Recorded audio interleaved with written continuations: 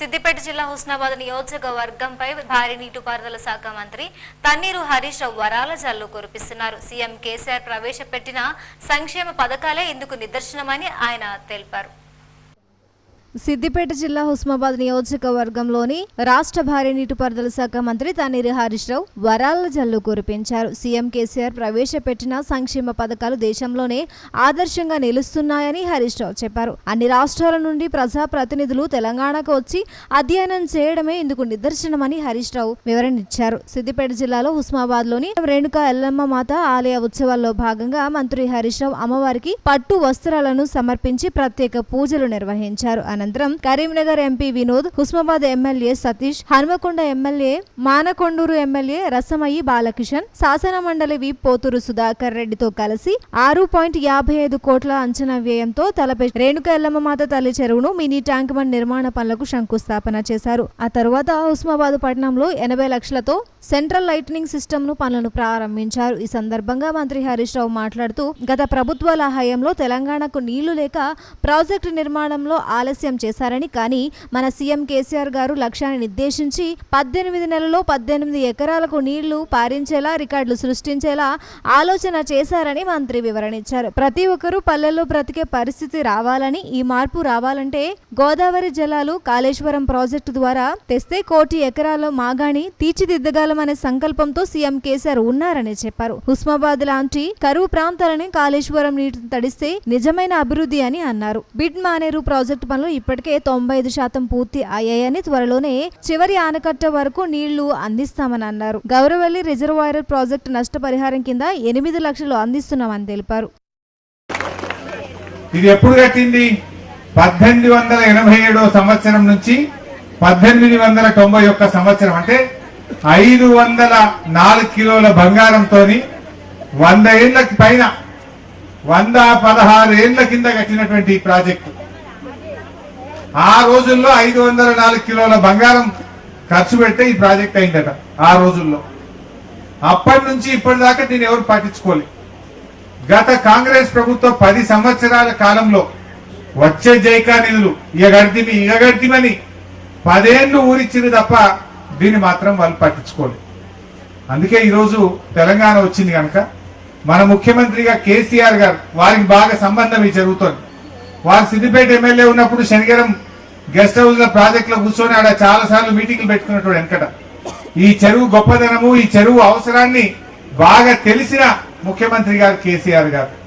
ఇవాళ వారు ఒక్కసారి నేను, మా ఎమ్మెల్యే సతీష్ గారు, మా ఎంపీ వినోద్ గారు పోయినాం. సార్ శనిగరం చెరువు అంటే నాకెందుకు తెలియదయా, అది ఏందో తీసుకురాపోనని సంతకం పెడితే ఒక్క దెబ్బకి 22 కోట్ల రూపాయలు శాంక్షన్ చేసి వాళ్ళు శంకుస్థాపన చేస్తారు. శనిగరం చెరువులకు కాలం అయితేనే నీళ్లు వస్తున్నాయి. మన రైతన్న ఏం చేస్తుండు, వానకాలం రాగానే ముఖం మొగులు కేసి పెట్టి చూస్తున్నాడు. కాలం అవుతుందా, ఇతరం వేసుకుందామా, చెరువులకు ఏమైనా నీళ్లు వస్తే వరి తుకం పోసుకుందామా, వడ్లు తుకం పోసుకుందామా అని చూసుకుంటున్నాం మనం. కానీ రేపు ఇక ఆ పరిస్థితి ఉండదు. మా శనిగరం రైతులు ముఖం మొగులు పెట్టి చూడాల్సిన అవసరం ఉండదు. మీ కాళేశ్వరం నీళ్లు వస్తున్నాయి కనుక వానకాలం వచ్చిందంటే మీరు తుకం పోసుకున్నాడే, పంట వేసుకున్నాడే. ఇక కాంగ్రెస్ గవర్నమెంట్ ఉండగా 200 పెన్షన్ ఉండే, ఇప్పుడు 1000 అయింది. కాంగ్రెస్ గవర్నమెంట్ ఉన్నప్పుడు 26 లక్షల మందికి పెన్షన్ ఇచ్చేవాళ్ళు, 26 లక్షలు. మన ప్రభుత్వం వచ్చినాక 40 లక్షల మందికి ఇస్తున్నాం, అంటే ఇంకా 14 లక్షల మందికి ఎక్కువ ఇస్తున్నాం పెన్షన్. కాంగ్రెస్ గవర్నమెంట్ ఉండగా ఏడాదికి 830 కోట్లు ఖర్చు పెడతారు పెన్షన్ల మీద. ఇవాళ టిఆర్ఎస్ ప్రభుత్వం వచ్చినాక 5300 కోట్ల రూపాయలు ఏడాదికి పెన్షన్ల మీద ఇస్తున్నాం. అంటే ఎక్కడ 830, ఎక్కడ 5300 కోట్లు, మీరు ఆలోచన చేయండి.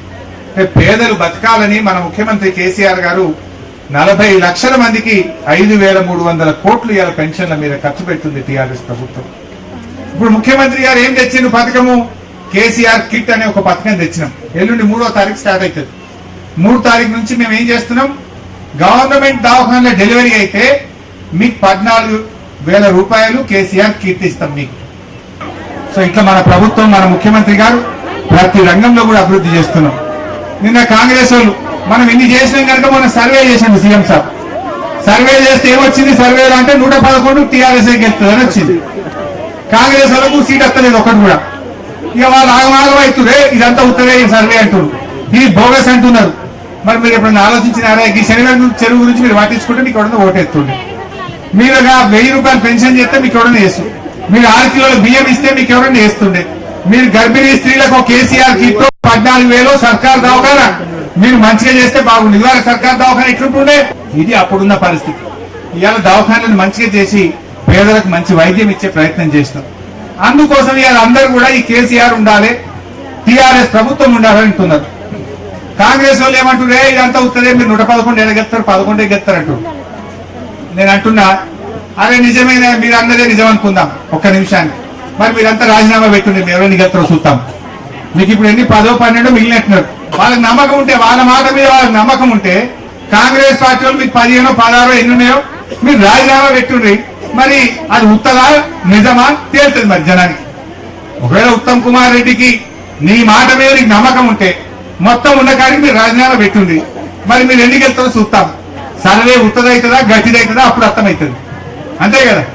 ఉత్తమ్ కుమార్ రెడ్డి గారి మాటలు ఉత్తమ మాటలు అవుతుందేమో ఇంటికి పోతాడు. ఆయనది గట్టి మాట అయితే, మాట మీద ఉండేటోడు అయితే ఉన్న కాడికి రాజీనామా పెట్టుండ్రి. అప్పుడు మీరు గెలుతారా, కేసీఆర్ గెలుతారా, టీఆర్ఎస్ పార్టీ గెలుతారా? సర్వే ఉత్తదా గట్టిదా గప్పుడు సంక్షేమ పథకాలు అమలు పరుస్తామని చెప్పినాం.